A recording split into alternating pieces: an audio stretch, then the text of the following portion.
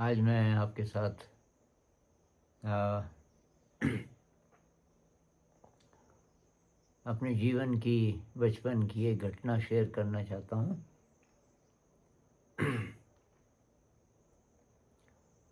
कि मैं तैरना कैसे सीखा।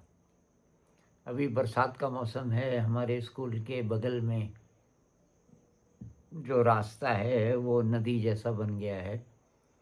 पानी के नए स्रोत निकल आए हैं। तो वो पानी को देख के आज मुझे याद आया कि मैं तैरना कैसे सीखा था।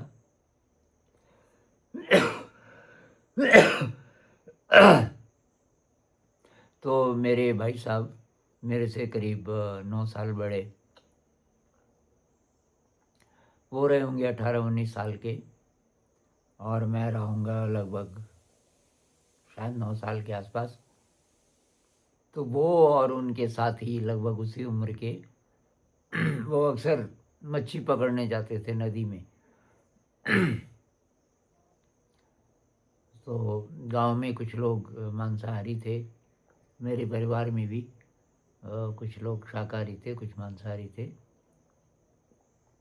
तो मच्छी पकड़ने जाते थे, तो वो मुझे तो नहीं ले जाना चाहते थे कभी भी, क्योंकि एक तो ये बहुत बड़ी जिम्मेदारी है, बहुत खतरनाक नदी थी। और पानी में मच्छी पकड़नी है तो पानी के अंदर जाना पड़ता था। और कोई रास्ता नहीं था, नदी के किनारे किनारे कोई अच्छा रास्ता नहीं था। तो कई बार बहुत तंग कोई चट्टान है एकदम खड़ी, और उस पे जरा सा जैसे 8-9 इंच की जगह है चलने की, ऐसी सी जगहों से तो मुझे नहीं ले जाना चाहते थे। लेकिन मुझे पता चल जाता था ये कब जा रहे हैं। तो एक दिन ये दिन का ये स्कूल की छुट्टी होती थी उन दिनों, शायद 1 बजे के आसपास। तो अभी 2-2:30 बजे होंगे। मैं जैसे ही आया स्कूल से मुझे पता चल गया ये लोग जाने वाले हैं। तो मैं उनसे पहले ही उस जगह पहुंच गया जहाँ उनको जाना था, गांव से करीब 1.5 किलोमीटर नीचे। तो जब तक वो लोग पहुँचे तो मैं बैठा था, एक चट्टान थी जिस पे वो कपड़े वगैरह उतारते थे। उस दिन भाई साहब को कुछ ज़्यादा ही गुस्सा आ गया मेरे ख्याल से। तो उन्होंने कहा कि ऊपर एक दूसरी चट्टान है, वहाँ चलते हैं आज पहले। तो ऐसे चट्टान थी, इधर से रास्ता है, ये पत्थर की चट्टान है, ऐसे सीधे सपाट। और यहाँ ये करीब 10 फीट नीचे ये नदी है। अ, तो मेरे भाई साहब यहाँ थे चट्टान के एकदम एज पे, और जो बाकी जो लोग थे वो कहीं यहाँ थे। नदी के पास ही किनारे, नदी इधर से बह रही है तो यहाँ पे। और उन्होंने मेरे भी कपड़े उतरवा दिए थे कि तू भी कपड़े उतार दे, सारे कपड़े अब तू लेके चलेगा। मतलब उसकी पोटली बांध के और तो उसको सिर पे रख दे और चलता हमारे साथ चलेगा। मैं बड़ा खुश कि उन्होंने एक्सेप्ट कर लिया, आज तो कुछ नहीं बोले ज़्यादा। पर वो एज से नीचे नदी को देख रहे थे। 10 फीट नीचे पानी था, वहाँ पे बहुत गहरा था, मतलब करीब 15 फीट तक गहराई हो सकती है। वहाँ पे झील थी एक। और कहने लगे कि इतनी बड़ी मछली मैंने नहीं देखी। ऐसे हाथ कर रहे जैसे कि 2.5-3 फीट की मछली हो। अब उस नदी में 6-7 इंच 8 इंच से बड़ी मछलियाँ होती नहीं थी। मैं हंसने लगा, मैंने कहा इतनी बड़ी मछली थोड़ी होती है, क्योंकि मैं भी 9 साल का था। तो मुझे पता था इतनी बड़ी मछली इस नदी में। पर उनकी जो रिएक्शन थी, उनके जो साथी थे, वो वो सारे भी उसी जगह देख रहे। हाँ कि ये तो कमाल हो गया। और उसका वर्णन कर रहे कि उसका मुंह का रंग कैसा है, और उसके पूँछ का रंग कैसा है और वगैरह वगैरह। अब मुझे कुछ ज़्यादा विश्वास आने लगा। मैंने कहा यार, मैंने कहा साँप होगा, मछली नहीं होगी। तो मेरी तरफ देख ही नहीं रहे। तो फिर मैं कहने लगा, मैंने कहा अब ये कैसे हो सकता है इतनी बड़ी मछली? तो भैया कहने लगे यार तू चुप रह, तुझे बहुत चीज़ों का नहीं पता इस नदी में। मैंने कहा कहाँ है? अरे कि वो एकदम यहाँ ये वर्टिकल जो चट्टान है ना उसके बिल्कुल, मतलब ये जो लेक है इसके इस एज में है, वो तो यहीं से दिख रहा है, वहाँ से नहीं दिखेगा जहाँ तो बैठा है। तो मैं खिसक खिसक के, तो अब जैसे मैं 1 फुट पीछे हूँ तभी भी नहीं दिख रहा। मैंने कहा नहीं दिख रहा कि और आगे जा, और उन्होंने मुझे धक्का दे दिया। अब मैं पानी में कुछ देर नीचे जाऊं और फिर जैसे ही मेरा मुंह पर आए मैं एकदम चिल्लाऊं, लेकिन फिर नीचे तैरना तो आता नहीं था। तो भाई साहब ने कुछ देर रहने दिया मुझे और सारे हंस रहे। उसके बाद उन्होंने छलांग लगाई और मेरी टांग पकड़ के मुझे किनारे निकाला। कहते हैं डूबते हुए का हाथ नहीं पकड़ना चाहिए, क्योंकि वो हाथ से, आप दोनों हाथ से ऐसे पकड़ सकता है आपको कि आप तैर ना सको, तो फिर आप भी डूब जाओगे। तो टांग पकड़ना सेफ है।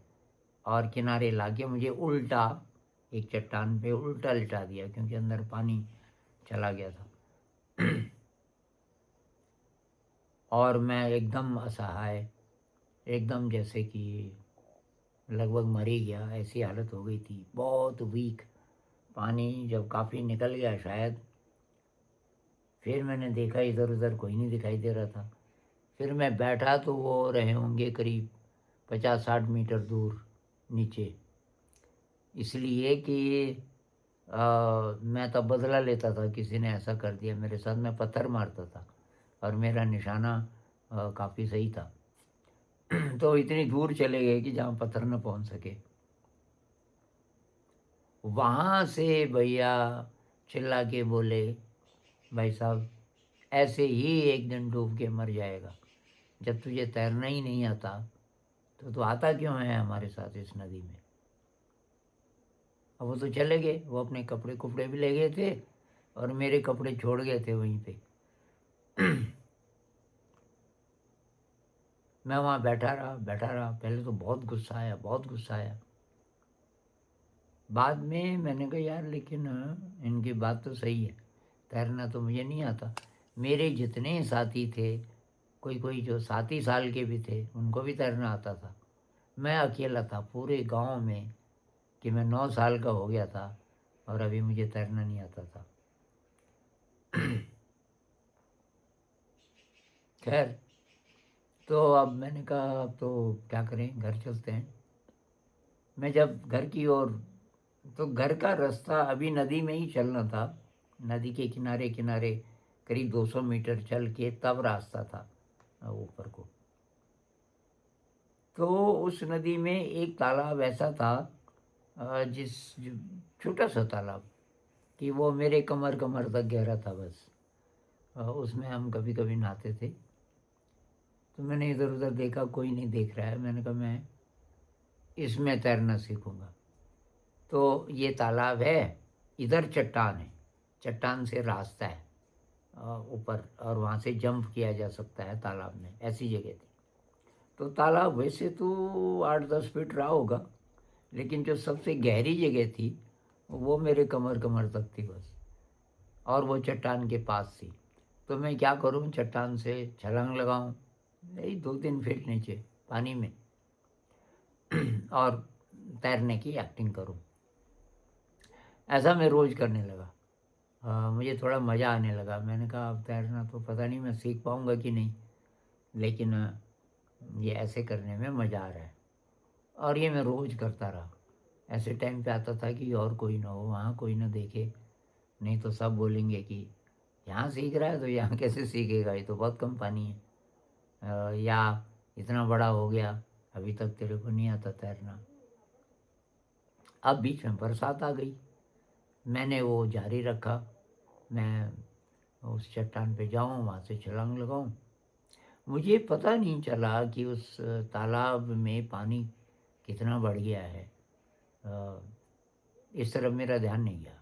और मैं तो एक दिन, उस दिन धूप थी, बरसात का मौसम था पर बारिश नहीं हो रही थी, उस दिन धूप थी। मेरा एक दोस्त पता नहीं किधर से आया, और मैं जैसे ही छलांग लगा के अब किनारे आया, मैंने देखा वो भी है।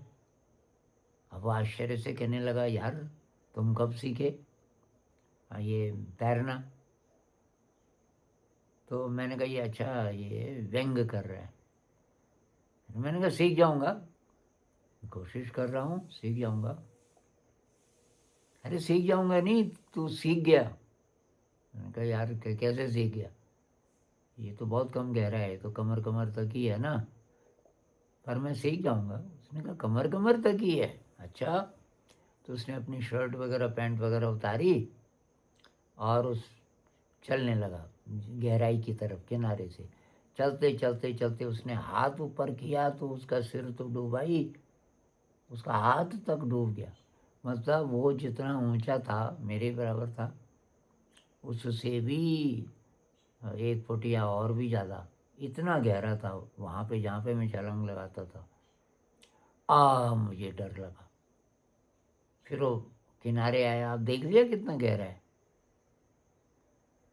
मैंने कहा यार ये, लेकिन मुझे तो तैरना आता ही नहीं, तो मैं कैसे, मैं डूबा क्यों नहीं? अरे कि मैं वही बोल रहा हूँ, तुझे तैरना आ गया, तुझे पता नहीं चला। जा फिर लगा छलांग। अब मुझे डर लगे। मैंने कहा यार डर लग रहा है तो वहाँ से, अरे कि इतनी देर तो रोज़ रोज़ तो तू छलांग लगाता है। चल के लगा। तो मुझे बहुत हिम्मत जुटानी पड़ी अब छलांग लगाने में, जबकि वो तो मैं रोज़ ही लगाता था। इस तरीके से तब मैं एक बड़े ही तालाब में गया जहाँ बहुत गहरा पानी था, यानी कि 15-20 फीट गहरा रहा होगा, बहुत बड़ा तालाब। धीरे धीरे धीरे करके मैं पूरे तालाब में जाने लगा। ये मैं इसलिए बोल रहा हूँ कि बहुत बार अब कोई और आपके साथ ऐसी सख्ती करे, ऐसा पता नहीं कोई मिले कि ना मिले आपको। गुरजेफ ऐसा करते थे, मुझे बहुत बाद में पता चला कि गुरजेफ की भी कुछ ऐसी टेक्निक्स होती थी कि जिस सिचुएशन से कोई घबरा रहा है उसी में उसको डाल दो थोड़ा धोखे से, वैसे तो जाएगा नहीं। तो ये बहुत बार करना पड़ता है। इसमें ये जो दूसरा स्टेप है ना, पहला स्टेप तो ये कि खतरे में आप कूद पड़े। बाद में तब मैंने अपने साथ ऐसे किया, खतरा है तो मैं, जिसको लीप इन द डार्क बोलते हैं ना अंग्रेजी में, वो तो बोलते हैं कि don't leap in the dark, लेकिन मैं बोलता था कि नहीं, कूद पड़ो तब देखी जाएगी, आगे मत सोचो क्या होगा क्या नहीं होगा, नहीं तो आप इसी किनारे रह जाओगे। तो अपने साथ कभी कभी सख्ती करनी पड़ती है। ये जो दूसरा स्टेप है कि मैंने सीखा कैसे, ये मेरे ख्याल से बहुत लोगों के लिए यूज़फुल है। जरा से में शुरू करो, बहुत जरा से में, जहाँ कोई खतरा नहीं है।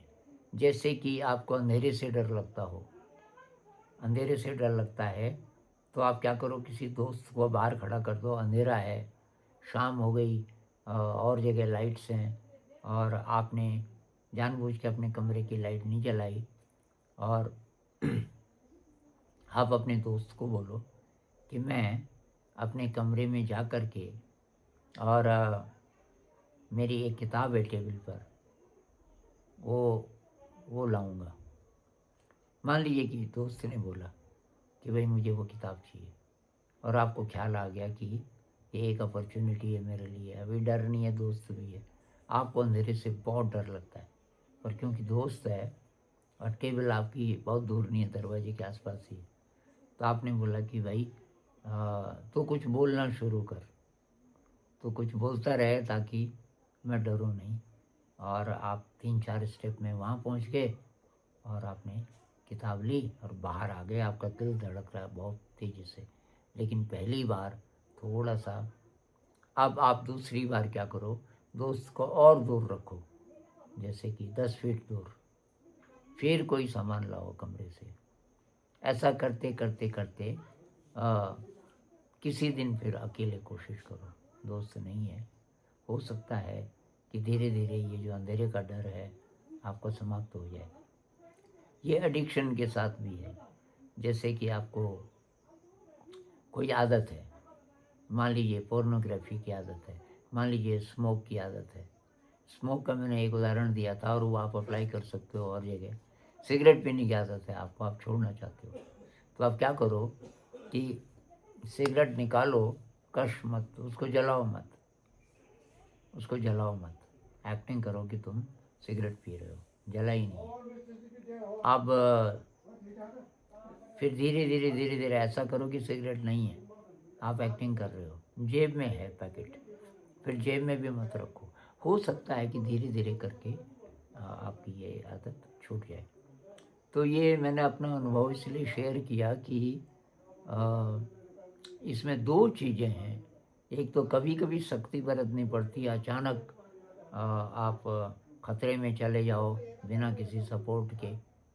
हो सकता है कि उससे कुछ नया एरिया खुले आपके ब्रेन का।